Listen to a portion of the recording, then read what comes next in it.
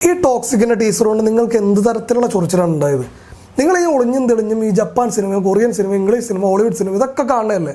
English സിനിമകൾ മാത്രമാണെങ്കിൽ കുഴപ്പമില്ല, നിങ്ങൾ മറ്റു പല കാര്യങ്ങളും കാണും.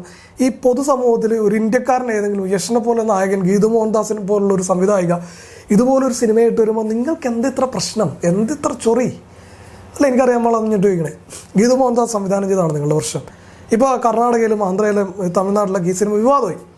അത് സ്ത്രീകളുടെ ശരീരത്തെ ഒബ്ജക്റ്റിഫിക്കേഷൻ ചെയ്യുന്നു, ഗ്ലോറിഫൈ ചെയ്യുന്നുള്ള തരത്തിൽ അത് വലിയ വിവാദമായപ്പോൾ നമ്മുടെ ഈ കൊച്ചു കേരളത്തിൽ അതിനൊരു വേറൊരു പെർസ്പെക്റ്റീവിലാണ് ആളുകൾ എടുത്തിരിക്കുന്നത്, ഗീതു മോഹൻദാസിന് മുൻ നിലപാടുകൾ അപേക്ഷിച്ച്. അപ്പോൾ ഞാൻ ആദ്യം പറഞ്ഞ പോലെ ഇത്തരത്തിലാണ് നിങ്ങളോട് ചോദ്യം ചോദിക്കുകയെങ്കിൽ നിങ്ങൾ ഈ സിനിമയെ, അല്ലെങ്കിൽ ഈ വിവാദമായ പശ്ചാത്തലത്തിൽ നിങ്ങൾ ഈ സിനിമയെ, ഈ ഒരു ടീസറിനെ എങ്ങനെയാണ് കണ്ടിരിക്കുന്നത്? ഈ ടീസറല്ല ഞങ്ങളുടെ പ്രശ്നം, അവരുടെ നിലപാടാണ്. അതായത് മമ്മൂട്ടിയുടെ കസബ ഇറങ്ങിയതിന് ശേഷമുള്ള അവരുണ്ടാക്കിയ ഒരു പുകില്, അതാണ് ഞങ്ങളുടെ പ്രശ്നം എന്നുള്ളതാണോ? അല്ലെങ്കിൽ ഈ ടീസർ മൊത്തത്തിൽ നിങ്ങൾക്ക് പ്രശ്നമാണോ? അതുമാത്രം എനിക്കറിഞ്ഞാൽ മതി. അതുമാത്രമാണ് നമ്മളിവിടെ ചർച്ച ചെയ്യുന്നത്. ഇത്തരത്തിലുള്ള സബ്ജക്റ്റൊക്കെ ഇവിടെ കൊണ്ടുവന്ന് ചർച്ച ചെയ്യണമെന്ന് വിചാരിച്ചിരുന്ന ആളാണ് ഞാൻ.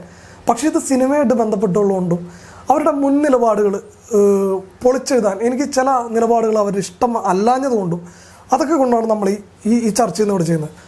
ആദ്യം തന്നെ കസബയായിട്ട് ബന്ധപ്പെട്ട വിഷയം തന്നെ തുടങ്ങാം. ഈ കസബ എന്ന സിനിമയിൽ മമ്മൂട്ടിയുടെ ഇത് ആൺമേൽക്കോയ്മ മറ്റതാണ് മറിച്ചാണെന്നൊക്കെ പറഞ്ഞ് വലിയ ചർച്ചാ വിഷയമായി. പാർവതീനെ കൊണ്ട് ഒരു വേദിയിലിരുത്തി ഗീതു മോഹൻദാസ് പേര് മറിയിപ്പിച്ച്. അത് പോട്ടെ, അതങ്ങനെ വിവാദമായി ഒടുങ്ങി. അതിനുശേഷം ഈ പാർവതിക്ക് സിനിമ കിട്ടിയില്ല, ചാൻസുകൾ ഒരുപാട് നഷ്ടപ്പെട്ടു എന്നൊക്കെ ഉള്ളത് ഒരുപാട് കിംവദന്തികൾ വേറെ പ്രചരിക്കുന്നുണ്ട്. അതല്ല നമ്മുടെ വിഷയം. അതിനുശേഷം മനീഷ് നാരായണൻ എന്ന ഒരു മാധ്യമപ്രവർത്തകനായിട്ട് ഇപ്പോൾ ക്യൂ സ്റ്റുഡിയോയിലൊക്കെ വീഡിയോ ചെയ്യുന്ന പുള്ളിക്കാരൻ, എനിക്ക് ഭയങ്കര ഇഷ്ടമാണ് പുള്ളിക്കാരന്.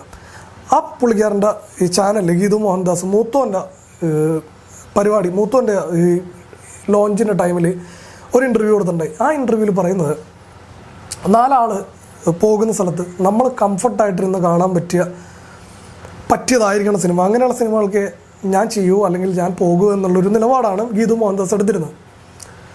അതായത് അത്തരത്തിൽ ആ സമയത്തൊക്കെ ഇപ്പം മൂത്തോൻ തന്നെ നമുക്ക് എടുക്കാം. മൂത്തോൻ എന്ന് പറഞ്ഞാൽ ഒരു വളരെ സെൻസിറ്റീവായിട്ടൊരു കണ്ടൻറ്റാണ്. അന്നത്തെ ആളുകൾക്ക് പ്രത്യേകിച്ച് ഉൾക്കൊള്ളാൻ പലർക്കും ഉൾക്കൊള്ളാൻ പറ്റാത്ത പല വിഷയങ്ങളും സിനിമകളിലുണ്ട്. അപ്പോൾ ആ സിനിമകളൊക്കെ നമ്മളെപ്പോഴും സിനിമ കാണാൻ പോകുമ്പോൾ നമുക്കൊരു ഉത്തരവാദിത്വമുണ്ട്. നമ്മൾ ഫാമിലിയായിട്ട് പോകുമ്പോൾ നമ്മൾ ആ സിനിമയുടെ കണ്ടൻറ്റ് ആദ്യം നോക്കുക, നമ്മൾ ആ സിനിമയുടെ സർട്ടിഫിക്കേഷൻ ആദ്യം നോക്കുക. അങ്ങനെ നോക്കുമ്പോൾ ഗീതു മോഹൻദാസിന് മൂത്തോൻ എന്ന സിനിമ വളരെ സെൻസിറ്റീവായിട്ടുള്ള സിനിമ, അത്തരം ഒരു സിനിമ എടുക്കാനേ പറ്റില്ല. കാരണം 4 ആളിപ്പം നമ്മൾ ഫാമിലിയായിട്ട് പോകണേ, 2 അമ്മകളായിട്ട് പോകണേ. ഞാൻ അതുപോലുള്ള സിനിമകൾക്ക് എതിരല്ലെങ്കിലും മറ്റുള്ളവരെ സംബന്ധിച്ച് ഇങ്ങനെയുള്ള സിനിമകൾ, ചില സിനിമകളൊക്കെ നമുക്ക് വീട്ടിലിരുന്ന് ഇപ്പോഴും കാണാൻ പറ്റുന്ന സിനിമകളുണ്ട്. പക്ഷെ നമ്മളത് വ്യക്തിപരമായിട്ട് ഒറ്റയ്ക്കിരുന്നോ അല്ലെങ്കിൽ നമുക്ക് ഏറ്റവും അടുത്ത ആളുകളായിട്ടിരുന്ന് കാണും. നമ്മളതിനെ വിമർശിക്കാൻ പോലുള്ള, നമ്മൾ വിമർശിക്കാനുള്ള നമുക്കിഷ്ടമല്ലാത്ത സിനിമകൾ നമുക്ക് പൊതുവേദിയിൽ നമുക്ക് 4 ആൾ കൂടുമ്പോൾ ഇരുന്ന് കാണാൻ ചിലപ്പോൾ പറ്റില്ല. നമ്മുടെ അമ്മ, നമ്മുടെ ആൻറ്റിമാർ, നമ്മുടെ അച്ഛൻ, അങ്ങനെ ചിലപ്പോൾ നമുക്ക് ചില കണ്ടൻറ്റുകൾ കാണാൻ പറ്റില്ല. അങ്ങനെ ഇറങ്ങിയ ഒരു സിനിമയാണ് ഈ അടുത്തിറങ്ങിയ നമ്മുടെ നാരായണിയുടെ 3 ആൺമക്കൾ.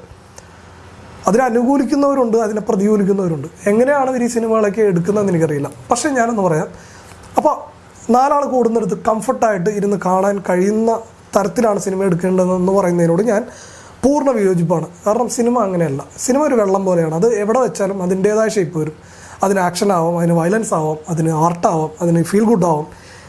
സിനിമയ്ക്ക് അങ്ങനെ ഒരൊറ്റ ഭാഷയിലല്ല സിനിമ പോകുന്നത്. സിനിമ എന്നുള്ളത് മാത്രമാണ് ഒരു ഭാഷ. സിനിമയുടെ ഉള്ളിലെ കണ്ടൻറ്റുകൾ പല ഭാഷ തന്നെ വേണ്ട സിനിമക്ക്. അങ്ങനെ ഇരിക്കെ ഗീതു മോഹൻദാസ് പറഞ്ഞതിനോട് ഞാൻ വിയോജിക്കുന്നു. രണ്ടാമത്, ഇത്തരമൊരു സിനിമയുടെ ഏറ്റവും വലിയ 2-3 കാര്യങ്ങളെന്ന് പറഞ്ഞാൽ പ്രമോഷനാണ്. പ്രമോഷൻ ഏറ്റവും നല്ല രീതിയിൽ സിനിമ കിട്ടിയാൽ ആ സിനിമ വിജയിക്കും. സിനിമയുടെ പ്രമോഷൻ കുപ്രസിദ്ധിയിൽ വേണോ സുപ്രസിദ്ധിയിൽ വേണമെന്ന് അതിൻ്റെ പിന്നണിക്കാർ തീരുമാനിക്കും. ഇപ്പോൾ ജനനായകൻ KVN പ്രൊഡക്ഷൻസ് ഇത് വിറ്റെന്ന് പറഞ്ഞാൽ ഈ KVN പ്രൊഡക്ഷൻസ് തന്നെ ടോക്സിക്കിൻ്റെ പ്രൊഡക്ഷനായിട്ട് വന്നത്. യഷിനെ പോലെ ഒരു വലിയൊരു പാൻ ഇന്ത്യൻ സ്റ്റാറിനെ കിട്ടിയിട്ട് അവർ ഈ സിനിമയിൽ പ്ലേസ് ചെയ്യുമ്പോൾ അപ്പം തന്നെ ഒരു പാൻ ഇന്ത്യൻ റീച്ച് കിട്ടിക്കഴിഞ്ഞു, ഒരു സപ്പോർട്ട് കിട്ടിക്കഴിഞ്ഞു. അതൊക്കെ മേലെ എന്തെങ്കിലും ഒരു പ്രൊമോഷൻ വേണം ഈ സിനിമയ്ക്ക് എന്നവർ വിചാരിച്ചിട്ടുണ്ടെങ്കിൽ ഈ ഒരു ഫീമെയിൽ ഒബ്ജക്റ്റിഫിക്കേഷൻ, ആ ഒരു കാർ ഡാൻസിങ് സീൻ, അത് ആണ് ഇവരുടെ ഒരു ഹൈലൈറ്റ് സീൻ ആയിട്ട് ഇവർ കാണിക്കുന്നതെങ്കിൽ അതിനെ ആരെങ്കിലും തെറ്റ് പറഞ്ഞാൽ, അത് വിവാദമായാൽ എന്ത് ചെയ്യാൻ പറ്റും? അതിനെ നമുക്ക് ഒന്നും പറയാൻ പറ്റില്ല.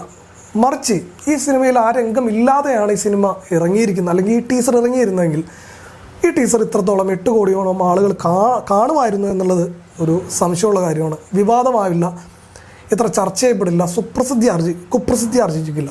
അതാണ് ഈ സിനിമയുടെ മെയിൻ ഇത്.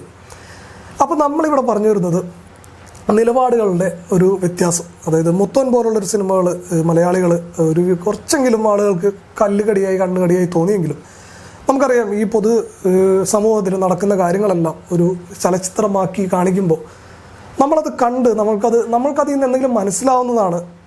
ആ ഒരു കണ്ടൻറ്റിൻ്റെ ആ ഒരു സോഷ്യൽ ഒരു മീനിങ്, അതാണ് അതിൻ്റെ അർത്ഥം. അതായത് അതുപോലൊരു സബ്ജക്റ്റ് വെക്കുമ്പോൾ നമ്മൾക്ക് എന്തെങ്കിലും തെറ്റിദ്ധാരണ പല സമൂഹത്തോടോ കമ്മ്യൂണിറ്റിയോടോ തോന്നിയാൽ അത് നമ്മളെ തിരുത്താൻ ശ്രമിച്ചാൽ അതാണ് സംവിധായകൻ എന്ന നിലയിൽ അവരുടെ വിജയം. ആ നിലയ്ക്ക് മൂത്തോൻ നല്ല ഒരു സിനിമയായിട്ടാണ് എനിക്ക് തോന്നിയത്. അപ്പോൾ നമുക്ക് ഈ പറഞ്ഞ പോലെ നമുക്ക് 4 ആൾ കൂടുമ്പോൾ നമ്മുടെ വീട്ടിലിരുന്ന് കാണാൻ പറ്റിയ സിനിമയൊക്കെ അത് മാറ്റി നിർത്തി കഴിഞ്ഞാൽ അത്തരം സബ്ജക്റ്റുകൾ. പക്ഷേ ഈ ഒരു ടോക്സിക്കിലേക്ക് വരാൻ നേരത്ത് അതിൻ്റെ ടീസർ എന്ന് പറഞ്ഞാൽ പ്രൊമോഷന് വേണ്ടി ഒരു ഫീമെയിൽ ഒബ്ജക്റ്റിഫിക്കേഷൻ എന്നുള്ള ഒരു അർത്ഥത്തിലേക്കാണ് ഇവർ ഇത് കൊണ്ടുപോയത്. അല്ലെങ്കിൽ സിനിമ വരാൻ നേരത്ത് ഇത്തരം രംഗങ്ങളില്ലെങ്കിൽ പോലും അതൊരു ഫീമെയിൽ ഒബ്ജക്റ്റിഫിക്കേഷൻ, ഒരു ഗ്ലോറിഫിക്കേഷൻ സിനിമയായിട്ട് കാണാൻ ആളുകൾക്ക് തരമുള്ളൂ എന്നതാണ് മറ്റൊരു വസ്തുത. പിന്നെ ഈ രജിഷ വിജയൻ്റെ ഒരു ഡബിൾ സ്റ്റാൻഡ് എന്ന് പറഞ്ഞ് അവരെ കളിയാക്കുകയും ചെയ്തിട്ടുണ്ട്. അവർ ഇതുപോലെ പറഞ്ഞ് എൻ്റെ ഫീമെയിൽ ആംഗിൾ ചെയ്ത് ശരീരഭാഗങ്ങളിലേക്ക് ആംഗിൾ ചെയ്ത് അതിനെ ഒബ്ജക്റ്റിഫൈ ചെയ്ത് കാണിക്കുന്ന സിനിമാ രംഗങ്ങളിലൊന്നും ഞാൻ അഭിനയിക്കില്ല എന്ന് പറഞ്ഞു. ഒരുപാട് ഇൻ്റർവ്യൂവിൽ അവർ അങ്ങനെയുള്ള സിനിമകളുടെ പേരും അവർ ചൂണ്ടിക്കാണിക്കുന്നുണ്ട്. അപ്പോൾ ഈ രണ്ട് ഇത് തമ്മിലുള്ള ഒരു സംഘർഷം, അതായത് നമ്മൾ ഓൾറെഡി മലയാളി ഓഡിയൻസ് ഓൾറെഡി ഇത് മോഹൻദാസിൻ്റെ ഇത്തരം പരാമർശങ്ങൾ, കസബ എന്ന മമ്മൂട്ടിയുടെ വലിയ സിനിമയെ എതിർക്കുന്ന ഒരു സമീപനം കണ്ടപ്പോഴാണ് നമ്മൾ ഇത്തരത്തിൽ അന്ന് തന്നെ വിമർശനം ഒരുപാടുണ്ടായി ആ സിനിമയ്ക്ക്. സിനിമയായിട്ട് കണ്ടാൽ മതി എന്ന് സാധാരണ പ്രേക്ഷകനും സിനിമയെ അങ്ങനെ കാണാൻ കഴിയില്ല, ആൺ മേൽക്കോയ്മയുള്ള സിനിമയെന്ന് അവരും വാദിച്ചുകൊണ്ടിരിക്കുന്ന സമയം. അതിൻ്റെ ഇടക്കാണ് നമ്മൾ മലയാളി പ്രേക്ഷകർ മറ്റുള്ള തമിഴ്, തെലുങ്ക്, കന്നഡ ഈ ആളുകളായിട്ട് വ്യത്യാസം വരുന്നത്. നമ്മൾ ഓൾറെഡി ഇത്തരം പരാമർശങ്ങളും ഇത്തരം വിവാദങ്ങളൊക്കെ ഇവിടെ കണ്ടു കഴിഞ്ഞ സ്ഥിതിക്ക് ഇതുപോലൊരു സബ്ജക്റ്റുമായിട്ട് വരാൻ നേരത്ത് ഒരു ആന്തരിക സംഘർഷം ഉടലെടുത്തതിന് കാരണം അതാണ്. പ്രത്യേകിച്ച് ഈ ഫെമിനിസം എന്നുള്ളത് പലരും ഇപ്പോഴും ചിലർക്കും അത് മനസ്സിലായിട്ടില്ല, ചിലർക്കത് എന്തിനാണെന്നുള്ള രീതിയിൽ, അതായത് ഒരാളെ കുറ്റപ്പെടുത്തുമ്പോൾ, ഒരാളെ പരാമർശിക്കുമ്പോൾ, നമ്മൾ ഒരു കമ്മ്യൂണിറ്റി അല്ലെങ്കിൽ ഒരു ജാതീയമായോ അല്ലെങ്കിൽ ഒരു മതപരമായോ ഒരാളെ വിമർശിക്കുമ്പോൾ ഞാനും അതിൽപ്പെട്ട ആളാണെന്നുള്ളൊരു ധാരണ പൊതുവെ എല്ലാവർക്കും ഉണ്ട്. അത്തരത്തിലാണോ ഈ ഫെമിനിസത്തെ അല്ലെങ്കിൽ ഫെമിനിസ്റ്റ് വാദികളെ ഈ സമൂഹം എതിർക്കുന്നതെന്നുള്ളത് നമുക്ക് പരിശോധിക്കേണ്ടിയിരിക്കുന്നു. അത്തരത്തിലാണോ ഗീതു മോഹൻദാസിൻ്റെ സിനിമയെ എതിർത്തത്, ഇപ്പോൾ നിലവിലിറങ്ങിയ ടീസറിനെ എതിർത്തത്, അല്ലെങ്കിൽ അതിൽ സ്ത്രീവിരുദ്ധമായ സംഭവങ്ങളുണ്ടോ, അല്ലെങ്കിൽ നമ്മളിതൊക്കെ കണ്ടു ശീലിച്ച ആളുകളല്ലേ, പിന്നെ എന്തിനാണ് നമ്മൾ ഇത്തരത്തിൽ ഈ സിനിമയെ അല്ലെങ്കിൽ ഈ ടീസറിനെ എതിർക്കുന്നതെന്നുള്ള ഒരു ഏത് തരത്തിലുള്ള വാദമാണ് നിങ്ങൾ മുന്നോട്ട് വയ്ക്കുന്നത്? അല്ലെങ്കിൽ ഇവരുടെ രണ്ടുപേരുടെ സ്റ്റാൻഡ് ഈ ഡബിൾ സ്റ്റാൻഡാണോ, അല്ലെങ്കിൽ നമ്മളാണോ ഡബിൾ സ്റ്റാൻഡ്? എൻ്റെ തംബ്നെയിലുള്ള പോലെ ആർക്കാണ് ഡബിൾ സ്റ്റാൻഡ് എന്നുള്ളതാണ് നമ്മുടെ വിഷയം. അപ്പോൾ ഇത്തരത്തിൽ ശരിക്കും ഇവർ ഒരു സ്ത്രീ ശരീരത്തെ വിറ്റ് കാശാക്കി ടീസറാക്കിയോ, അല്ലെങ്കിൽ വരും കാലഘട്ടത്തിൽ ഈ നിലപാടുകൾ മാറ്റി മാറ്റി ഈ സമൂഹത്തിൻ്റെ രീതി? അല്ലെങ്കിൽ ലാലേട്ടൻ പറഞ്ഞ പോലെ ഈ പണ്ട് പറഞ്ഞില്ലേ ഒരു വീഡിയോയിൽ, ഇന്നത്തെ നമ്മളായിരിക്കില്ല നാളെ നമ്മൾ വേറെ ആളായിരിക്കും, ഇന്ന് പറയുന്നതായിരിക്കില്ല നാളെ പറയുന്നത്, നമ്മളത് മാറ്റി പറയും.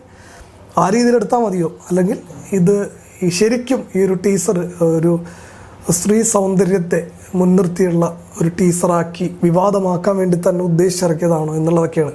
അല്ലെങ്കിൽ ഗീതു മോഹൻദാസിൻ്റെ നിലപാടുകളോടുള്ള എതിർപ്പാണ് നമ്മൾ പ്രകടിപ്പിക്കേണ്ടത്.